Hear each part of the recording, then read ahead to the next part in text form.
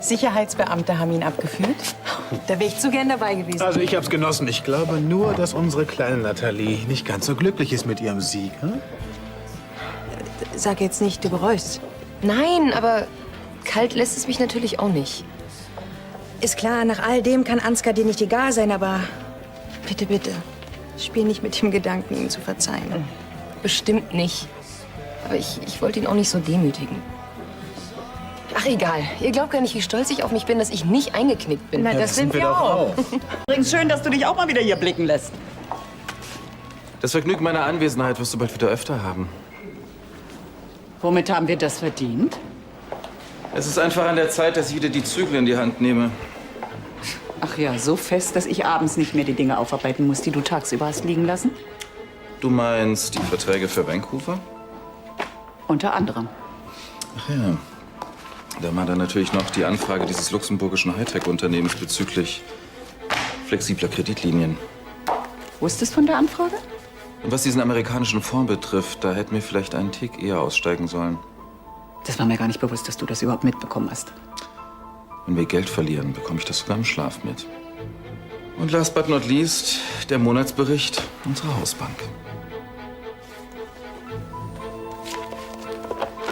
Tja, wie ich sehe, hast du dir schon einen Überblick über die laufenden Geschäfte verschafft. Einen ziemlich genauen Überblick. Ich will mir so schnell wie möglich eine eigene Wohnung suchen. Was hältst du davon, wenn du erst mal hier einziehst? Also ich meine, in einem der Pensionszimmer oben.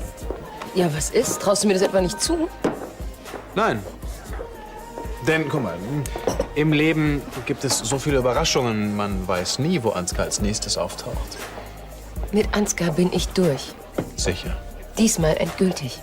sicher. Egal was kommt, ich lasse mich nicht mehr von ihm rumkriegen. Sicher? Gregor, du wirst schon sehen. Morgen werde ich meinen Job in der Holding kündigen und mir was Neues suchen. Und was sagst du jetzt? Sicher. Familie möchte, dass die Bestattung im kleinen Kreis stattfindet. Die Ärmsten. Einen geliebten Menschen so plötzlich zu verlieren. Und sie war ja auch noch so jung. Und das Baby? Ja, die Kleine, die muss jetzt ohne Mutter aufwachsen. Du warst so gut mit Katja befreundet. Ja, Es tut mir sehr leid. Du gehst zur Beerdigung. ja, natürlich. Weißt du, was komisch ist, Charlie, dass das Leben nun mal einfach weitergeht? Eine neue Verwalterin. Nathalie will Ansgar nicht mehr sehen. Prinzessin Luise kommt. Und ich stürze mich wieder in die Arbeit. Das ist in solchen Momenten manchmal genau das Richtige. Entschuldige. Ja. Nein, bis zur Ankunft der Prinzessin gibt's ja weiß Gott genug zu tun. Du, auf die bin ich übrigens äußerst gespannt. Ich kenne Luise bisher ja nur aus den Medien. Ja, ich bin auch sehr gespannt. Schließlich gehört sie ja zu unserer Verwandtschaft. Also, zu der von Johannes. Er fehlt dir, oder? Mehr als alles andere.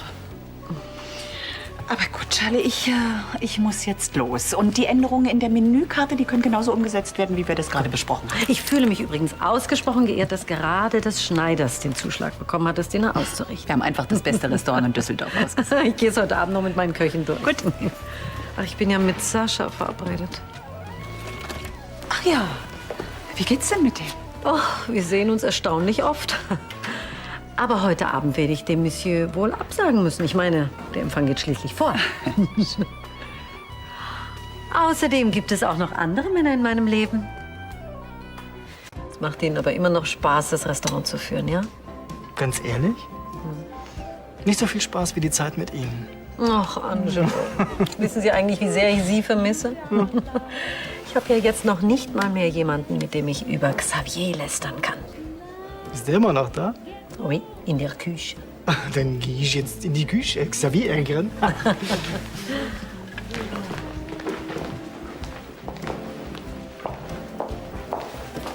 Und? Schlicht und einfach perfekt, auch das Arrangement. Also für die Prinzessin sollten wir vielleicht King Prawns nehmen und nicht die Flusskrebse, aber ansonsten sehr gut, Charlie. Dann machen wir das. Sag mal, kannst du dir vorstellen, zum Empfang der Prinzessin was auf dem Flügel zu spielen? Leider will meine Hand noch nicht so wirklich wie mein Kopf. Schade. Hätte mich wirklich gefreut. Und die Prinzessin sicherlich auch, aber wenn es doch nicht geht. Ja. Für Landstein? Störe ich gerade? Nein, nein.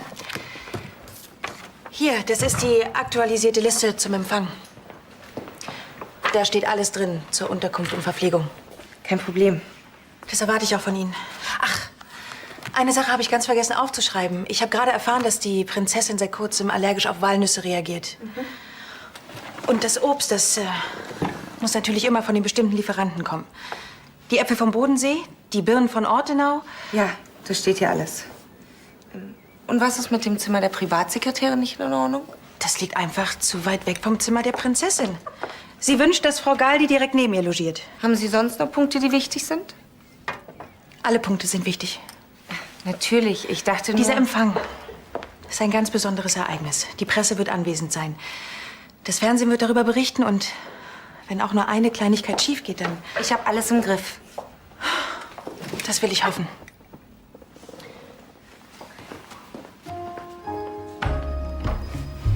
So, wie wär's? Wir reiten eine Runde aus, hm? Dazu habe ich nicht die Ruhe. Ich muss mich um den Empfang kümmern. Und außerdem ist in der Holding auch noch Arbeit liegen geblieben. Carla, du musst dir auch mal eine Pause gönnen. Wieso überträgst du denn Stella nicht ein bisschen mehr Verantwortung? Mit ihr hast du doch jetzt endlich eine kompetente Verwalterin. Sie ist eine neue Verwalterin und ich will ihr in den ersten Wochen einfach nicht so viel zumuten. Ist das der einzige Grund? Ich weiß einfach nicht, ob ihr bewusst ist, auf was sie sich da eingelassen hat. Der Hochadel ist ja an sich schon diffizil genug und Prinzessin Luise von Waldensteig ist, gelinde ausgedrückt, enorm anspruchsvoll. Die Prinzessin sitzt neben Gräfin Lahnstein. Daneben der Bruder der Gräfin. Ich sage Ihnen einfach Bescheid, wenn wir fertig eingedeckt haben. Danke. Ich weiß, ich kann mich auf Sie verlassen. Bringen Sie das Obst bitte gleich ins Kühlhaus. Und haben Sie den Wein schon ausgeladen? Und in den Weinkeller gebracht. Warten Sie. Sind das die Blumen für das Zimmer der Prinzessin? Keine roten Gerbera. Bitte tauschen Sie sie gegen die gelben Rosen aus. Kann es sein, dass du Stella unterschätzt? Nein, aber du weißt doch, wir hatten nicht den besten Start. Aber was hat das denn mit der Arbeit zu tun? Eben. Und für sie ist das nur ein Anreiz, sich noch mehr ins Zeug zu legen, um dir zu beweisen, dass du dich auf sie verlassen kannst. Sehr schön. Bringen Sie die Blumen auf die Suite der Prinzessin und dann fangen Sie mit der Tischdekoration an. Warten Sie. Moment. Ich hatte Ihrem Chef mitgeteilt, dass wir dieses Mal von Gut Appenhofer beliefert werden wollen. Aber wo soll ich denn jetzt so schnell? Keine Ahnung. Aber ich möchte, dass Sie innerhalb der nächsten Stunde uns mit der bestellten Ware beliefern. Okay. Schließlich haben wir hier nicht irgendjemanden zu bewirten, sondern den deutschen Hochadel. Zwischen dem ersten und dem zweiten Hauptgang wünscht die Prinzessin 20 Minuten Pause. Und nach dem Dessert... Lassen Sie sich nicht stören. Nach dem Dessert servieren wir einen Cognac und anschließend einen Espresso. Was machen Sie denn da? Oder Kaffee. Das sind Haselnüsse. Ja. Bitte hören Sie auf, bitte. Gibt es ein Problem? Allerdings. Ich hatte Ihnen ausdrücklich gesagt, dass die Prinzessin allergisch auf Haselnüsse reagiert. Und was macht die Köchin hier? Sie dekoriert die Petit Four damit? Entschuldigen Sie, aber ich habe mir Walnüsse notiert. Ich habe Haselnüsse gesagt. Ich werde doch wohl noch wissen, was ich gesagt habe. Gräfin Lahnstein. Wollen Sie mir jetzt den Fehler unterschieben? Das darf ja wohl nicht wahr sein. Es konnte ja nur schief gehen. Ich hätte es wissen müssen. Bringen Sie das in Ordnung.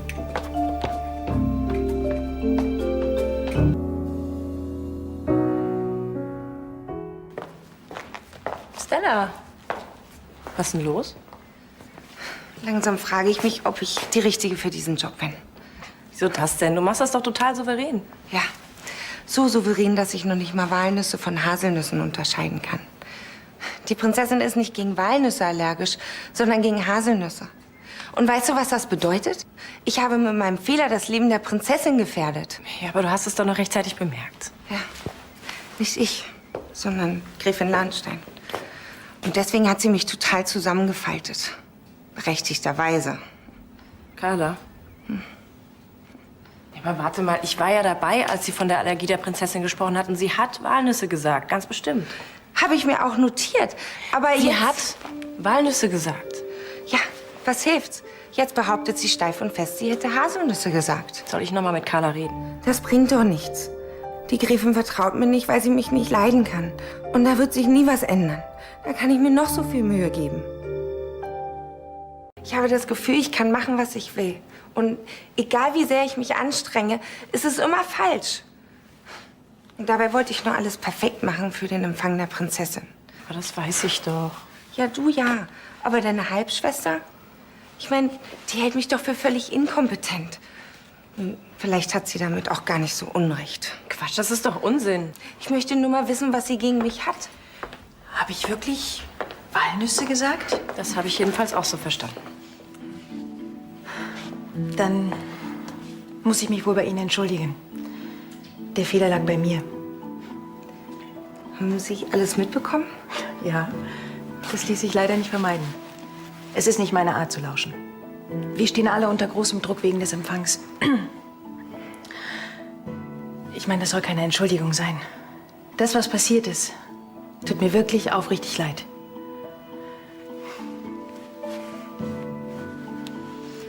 Sie hatten recht. Ich meine, diese Aufgabe ist wirklich anders als alles, was ich vorher gemacht habe. Und ich werde mir trotzdem alle Mühe geben, dass ich Ihnen keinen Grund mehr zur Beanstandung gebe.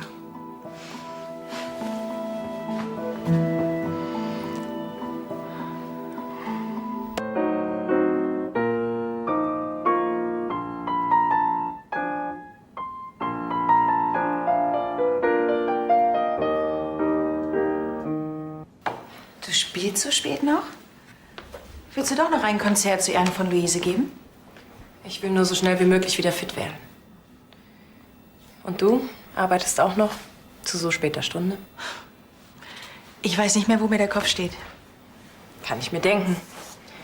Die Holding, Sophia, der Besuch der Prinzessin mit allem, was dazugehört. Unsere neue Verwalterin hat sich meinen Aussetzer sehr zu Herzen genommen, ich weiß. Sie kennt dich kaum. Aber ich glaube wirklich, sie versucht ihr Bestes. Ich weiß doch auch nicht, wie mir das passieren konnte. Ich gebe ihr eine falsche Information und dann gefährde ich auch noch Luises Gesundheit. Jeder macht mal einen Fehler. Erst recht, wenn man so viel um die Ohren hat wie du. Ich bin noch nicht perfekt. Aber ich hätte sie einfach nicht so angehen dürfen. Ist doch normalerweise gar nicht meine Art. Ja, normalerweise nicht. Ja, und wieso fahre ich dann sonst immer so schnell bei ihr aus der Haut? Jetzt gehst du genauso hart mit dir ins Gericht wie vorher mit ihr. Ja, immerhin sehr gerecht. Ach, jetzt komm, Carla. Du hast dich bei ihr entschuldigt, sie hat die Entschuldigung angenommen und dir verziehen. Jetzt leg dich einfach ins Bett und morgen sieht die Welt schon wieder ganz anders aus. Mir wird das Lachen auch noch vergehen, Nathalie. Morgen, Ansgar. Kannst du nicht anklopfen? Oh, soweit ich weiß, ist das immer noch Carlas Büro. Warum sollte ich also anklopfen, ohne dass sie hier ist? Sag mal, was fällt dir ein, Nathalie zu feuern? Dazu bist du überhaupt nicht in der Position. Ach, aber du bist in der Position, dich als Chefin aufzuspielen, oder wie? Sowas kannst du nicht ohne Carla entscheiden. Du überschreitest deine Kompetenzen. Ich wüsste nicht, was dich das angeht. Immerhin bin ich ein echter Lahnstein und Miteigentümer dieser Firma. Nur zu einem Viertel. Und das auch nur erpresst und erschlichen gegen den letzten Willen deines Vaters. Bist du jetzt fertig? Ich habe noch was anderes zu tun. Du glaubst doch wohl nicht etwa, dass du damit durchkommst, ohne dich vor Carla zu rechtfertigen. Sie leitet die Holding.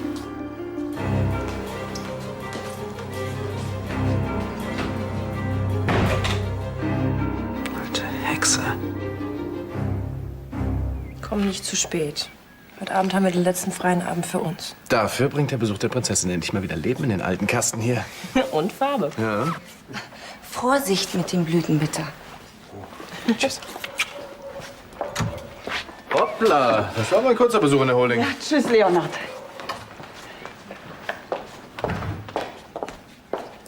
Orchideen? Ja?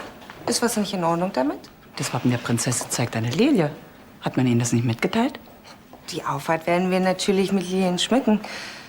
Aber für geschlossene Räume duften sie viel zu intensiv. Und deswegen habe ich mich für Orchideen entschieden. Das haben Sie aber schon mit meiner Stieftochter abgesprochen.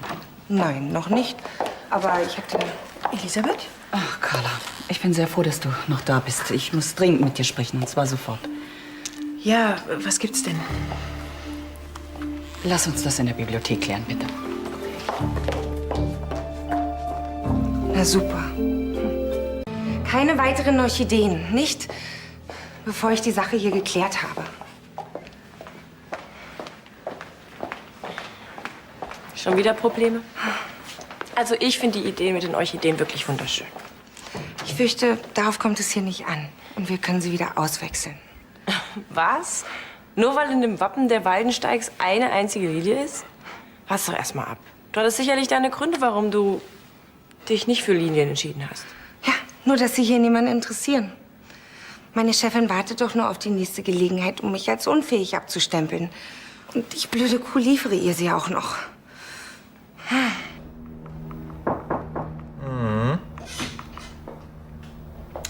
Offensichtlich kann man hier nie in Ruhe arbeiten.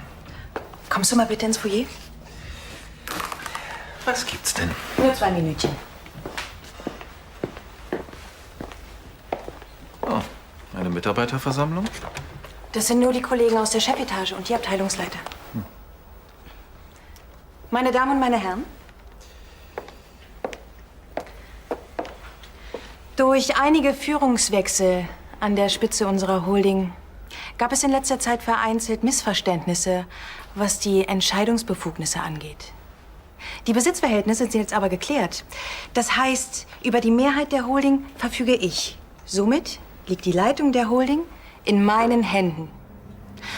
Auch wenn mein Bruder Ansgar mich dankenswerterweise von Zeit zu Zeit unterstützt, stelle ich fest, für Entscheidungen, sei es über Personal-, Sach- oder Finanzfragen, ist er nicht weisungsbefugt.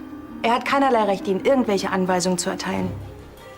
In Zweifelsfällen fragen Sie lieber einmal mehr als zu wenig, um Ärger und Irritation zu vermeiden. Ich hoffe, das haben alle Anwesenden hier verstanden. Das war alles. Sie können wieder an Ihre Arbeit.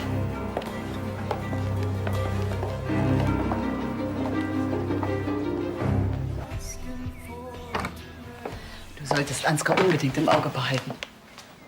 Ich kann mir nicht vorstellen, dass er das einfach so auf sich sitzen lässt. Das muss er wohl. Aber du hast natürlich recht. Entschuldigen Sie bitte, aber ich will Ihnen gerne den Grund für meine Eigenmächtigkeit erklären. Die Orchideen? Ich habe mich genau über die Prinzessin informiert. Orchideen sind ihre Lieblingsblumen. Von Lehenduft hingegen bekommt sie Kopfschmerzen, trotz des Familienwappens. Ich bin es gewohnt, selbstständig zu arbeiten und Entscheidungen zu treffen. Und falls das hier in meiner Funktion als Verwalterin nicht gewünscht ist, bin ich vermutlich die Falsche für diese Stelle. Wer viel arbeitet, der macht hin und wieder auch Fehler. Hätte ich Sie und Elisabeth früher über die Vorlieben der Prinzessin informiert, dann wäre es nicht zu dem Missverständnis gekommen. Heißt das, Sie haben das bereits geklärt? Ja, und dass wir uns einig darüber sind, dass wir mit Ihnen vollauf zufrieden sind. Sie sind die Richtige für die Stelle. Auf so eine motivierte, engagierte Mitarbeiterin können wir einfach nicht verzichten.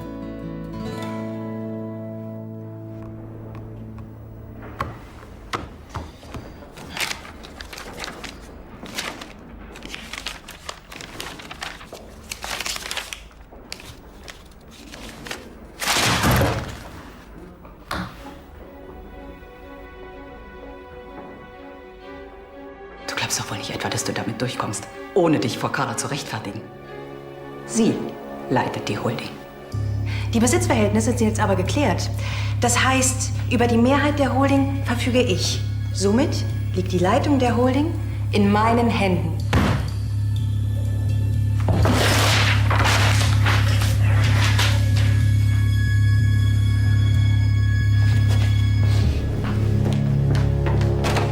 Ja, das kann ich verstehen. Natürlich, Natalie. Pass auf dich auf. Tschüss. Konntest sie nicht überzeugen, weiter für die Holding zu arbeiten? Ganz im Gegenteil. Sie wollte schon von sich aus kündigen. Ansgar ist ihr nur zuvorgekommen. Dein Bruder. Er hat das nicht verkraftet, dass sie ihn verlassen hat. Das macht ihn regelrecht aggressiv. Überrascht dich das? Jedenfalls habe ich ihn erstmal in seine Schranken verwiesen. Also ich bezweifle, dass Ansgar die Bloßstellung vor der gesamten Chefetage einfach so hinnimmt. Normalerweise nicht. Aber solange Tanja Ansgar das Leben zur Hölle macht, ist er beschäftigt und lässt uns in der Holding in Ruhe. Wer hätte das gedacht? Tanja erfüllt mal einen guten Zweck.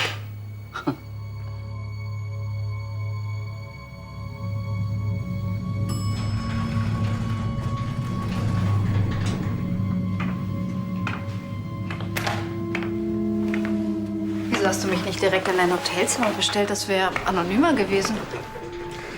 Kannst du mal an was anderes denken als Sex, Tanja? Ach, ich finde, Sex ist nicht die schlechteste Art, um mit Männern zu kommunizieren. Ihr Körper begreift die Dinge lange, bevor sie in ihrem Kopf ankommen. Keine Sorge, ist angekommen. Du hattest übrigens recht. Es wird Zeit, dass wir wieder am selben Strang ziehen. Und zwar in dieselbe Richtung. War bestimmt nicht einfach für dich, das einzusehen, oder? Meine Schwester verliert langsam die Bodenhaftung. Es wird wirklich Zeit, dass ich Carla und diese vertrocknete Mätresse von meinem Alten vom Schloss schmeiße. Und zwar endgültig. Und gegen uns beide haben die doch keine Chance. Kann ich auf dich zählen, Tanja? Ansgar, du kennst mich doch.